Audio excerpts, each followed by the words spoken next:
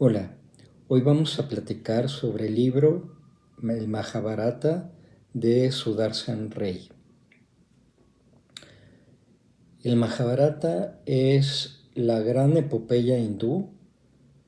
El libro original consta de 100.000 lokas o versos divididos en 18 capítulos.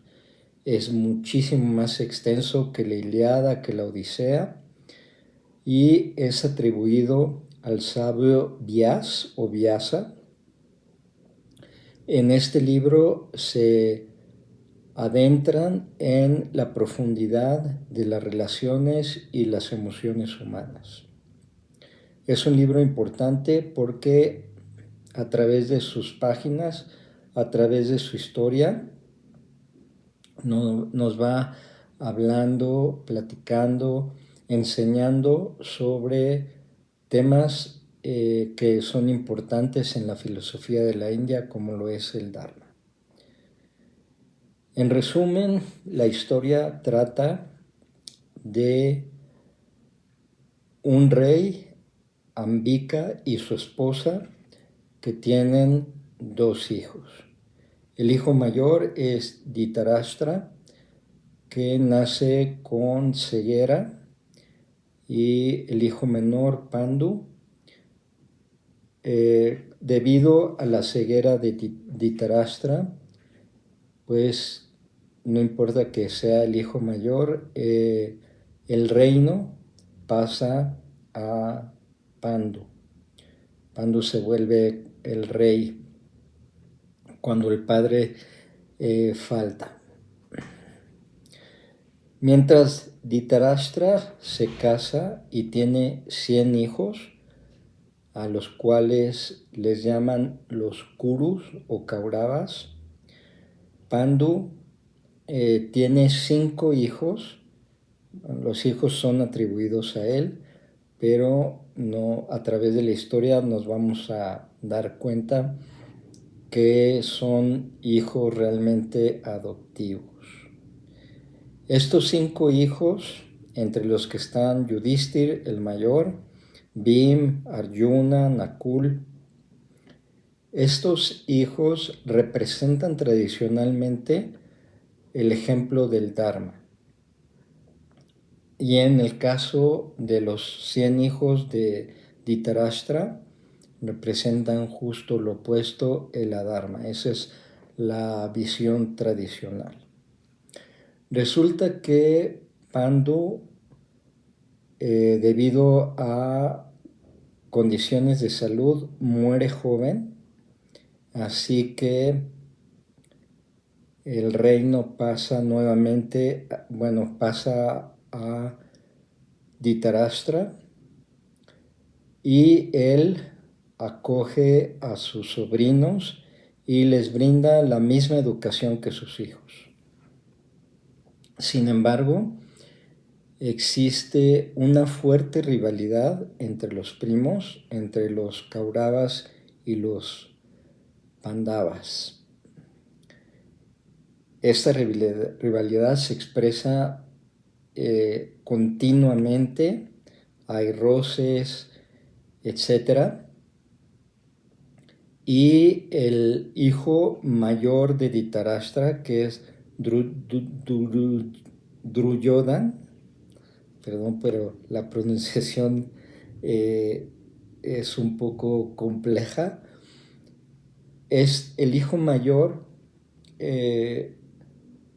desea quedarse con todo el reino porque lo que hizo su padre fue dividir el reino que tenían en 2 partes, para que una parte fuera para los hijos de su hermano Pandu y la otra parte para sus hijos. Pero Duryodhana quiere todo el reino para ellos y sabiendo que Yudhishthir, el mayor de los Pandavas, es proclive a los juegos de apuestas, organiza un juego de dados cargados sabiendo que Yudhishthir va a aceptar apostar y apostar y apostar y eventualmente quedarse con el reino. Y en efecto así sucede. Hacen este juego de dados y Yudhishthir empieza apostando cabras, ganado, elefantes, hasta que apuesta el reino, inclusive hasta su esposa. Esta noticia no es mucho del agrado de Dhritarashtra, pues sabe que este acto va en contra del Dharma, que no pueden simplemente quitarle el reino. Así que ante la negativa del padre a ceder a este acto de su hijo mayor, lo que se acuerda es que los Pandavas deben irse a un exilio de 12 años y un año adicional en el cual deben permanecer incógnitos. Si en el año 13 descubren a los Pandavas, entonces el periodo de exilio se extiende a un ciclo más, es decir, 12 años más un año adicional de mantenerse incógnitos.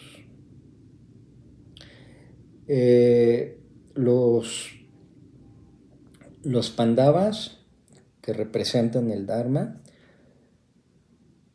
pudieron haber rechazado este acuerdo y luchar por su reino, pero Yudhishthir, sabiendo que él es responsable de la situación, decide aceptar el exilio para él y para sus hermanos. Un dato curioso, como muchas otras curiosas que tiene la historia, los 5 hermanos Pandavas comparten a la misma esposa. Esta vez, cuando Yudhishthira apuesta a su esposa, Duryodhana se encarga de exhibirla de una manera muy vergonzosa ante la corte, y la esposa de los Pandavas guardará un resentimiento muy especial con los Kauravas. Cabe mencionar que el exilio no es una cosa fácil, porque se tuvieron que ir prácticamente a la selva.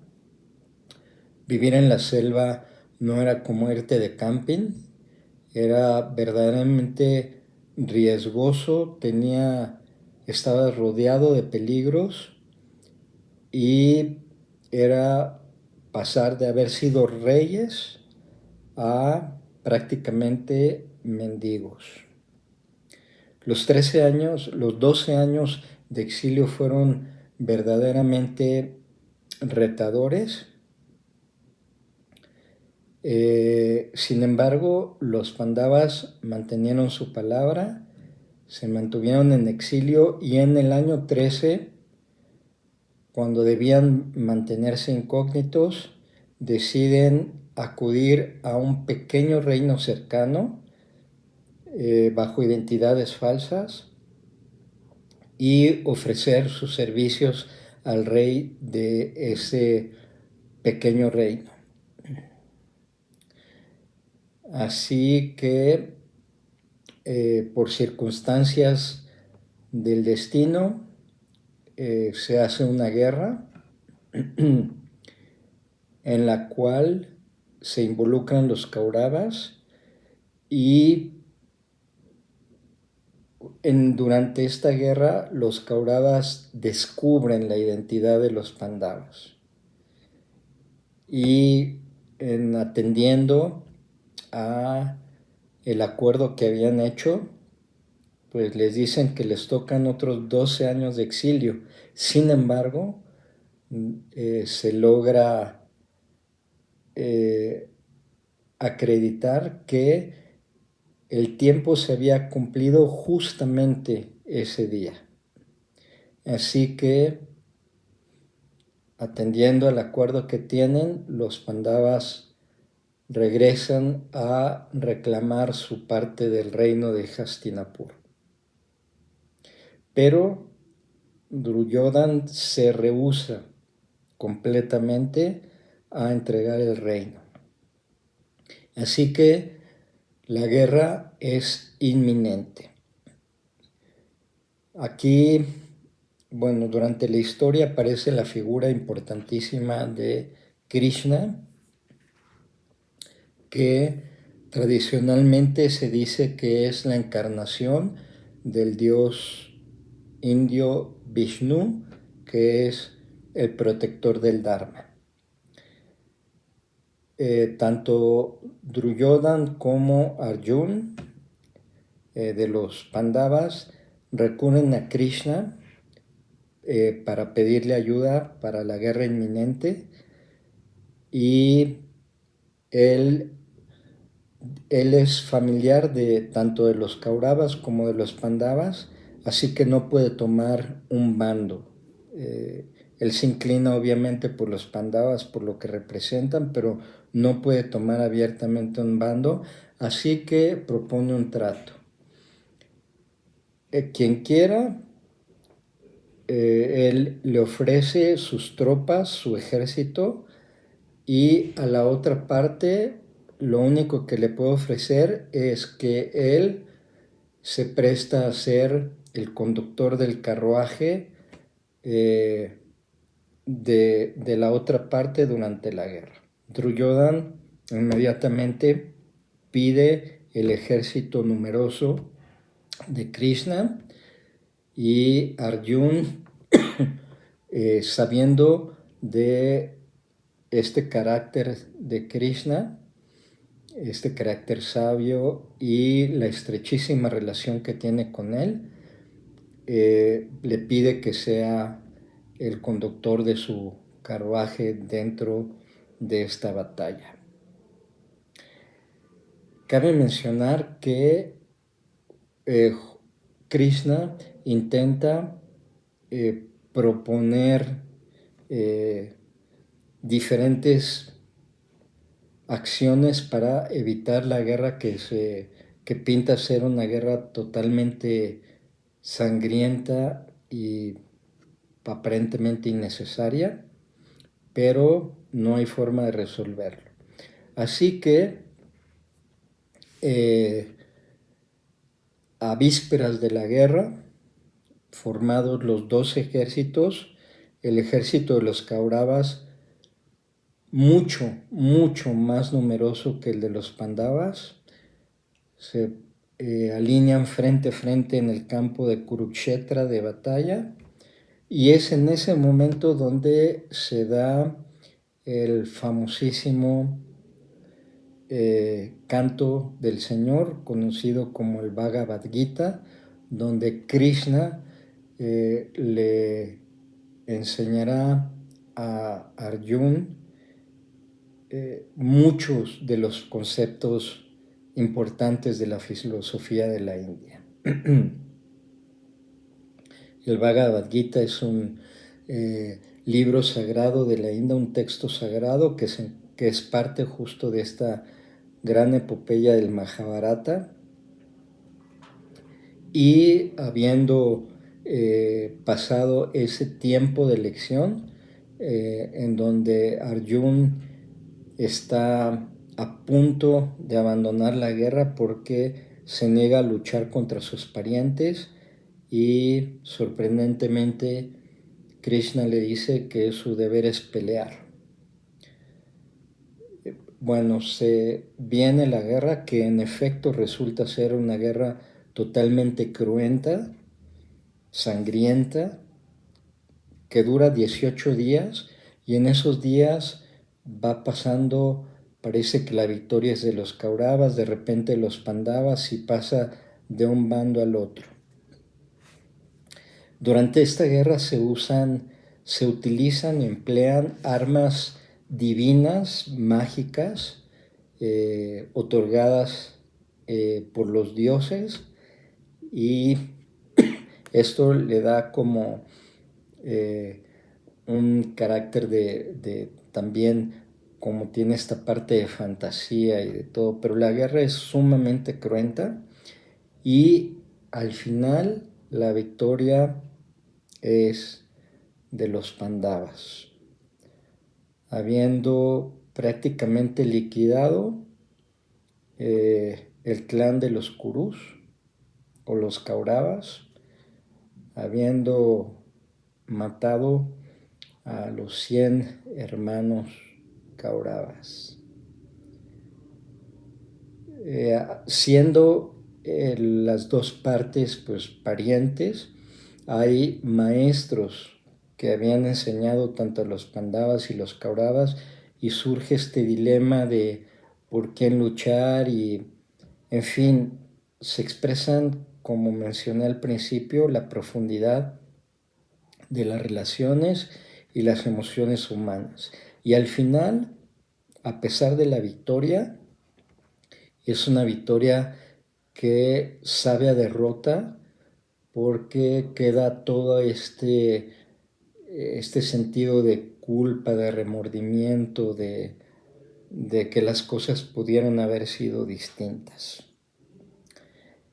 El libro de Sudarshan Ray obviamente es un resumen de la gran epopeya del Mahabharata.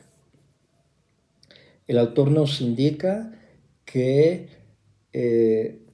escribe el libro basado en textos antiguos, y lo hace porque considera que es importante que los jóvenes, es un libro que va dedicado especialmente a los jóvenes, aprendan sobre las enseñanzas del Mahabharata. También advierte que su intención es presentar una perspectiva neutral y exponer las contradicciones que hay varias entre los personajes de la epopeya del Mahabharata, también renunciando a poner la figura de Krishna como esta figura divina, encarnación del dios Vishnu, alejándose un poco como de la perspectiva tradicional. Esto lo hace interesante porque presenta una perspectiva diferente. Sin embargo, a mí en lo personal me parece que a veces se exagera. ¿En qué sentido? En sentido de que intenta como pintar mucho a los Pandavas como no tan buenos, y inclusive a Krishna también como instigador, etcétera. Y por otro lado, como que se nota, o al menos yo lo vi así, esta intención de pintar a los Kauravas como no tan malos. Es interesante y está muy bien porque no todo es blanco y negro, hay muchos matices, pero en el afán de presentar las aparentes contradicciones, creo que hay un poco de exageración y que en cierta forma pues no se sustenta. Está clarísimo la intención de Duryodhan de no darles el reino a sus primos, el reino que les pertenece, o la parte del reino que les pertenece. Está clarísimo que hubo muchos intentos por evitar la guerra y él se resistió. Así que, pues, quizá está esta perspectiva mía de ver efectivamente a los Pandavas como los representantes del Dharma, pero no niego que resulte interesante esta intención de presentar las cosas un poco más neutrales. Me parece muy interesante la parte final, el glosario, porque nos presenta muy ordenado los personajes de los Pandavas, de los Kauravas y de otras tribus que participan. Son muchísimos los personajes que intervienen en esta gran epopeya, así que es muy fácil como perderse. Por lo tanto, el glosario es muy valioso. También el glosario incluye una relación de estas armas mágicas divinas que se utilizan durante la guerra y también de los reinos que participan. Es un libro interesante que vale la pena leerlo porque es un acercamiento a esta vasta epopeya de la India y bajo estas condiciones que nos presenta su autor, Sudarshan Ray. Así que te recomiendo, si te gusta este tema de la India, leer el Mahabharata. Cabe mencionar que si estás interesado en esta parte especial del Gita, eh, es, te vas a llevar una decepción porque siendo un resumen, no presenta la totalidad del canto del Señor, es un breve resumen mencionando algunos aspectos de todos los temas que se tratan en el Bhagavad Gita. Por lo demás, resulta bastante interesante conocer la historia de estos reinos, de todo lo que sucede, porque hay muchas cosas sucediendo antes, durante y después de la guerra. Hay inclusive una escena como que se me hace bastante especial, donde hay una especie de perdón, de reencuentro, de reconciliación que se me hace sumamente valiosa. Te recomiendo acercarte a esta versión del Mahabharata de Sudarshan Ray.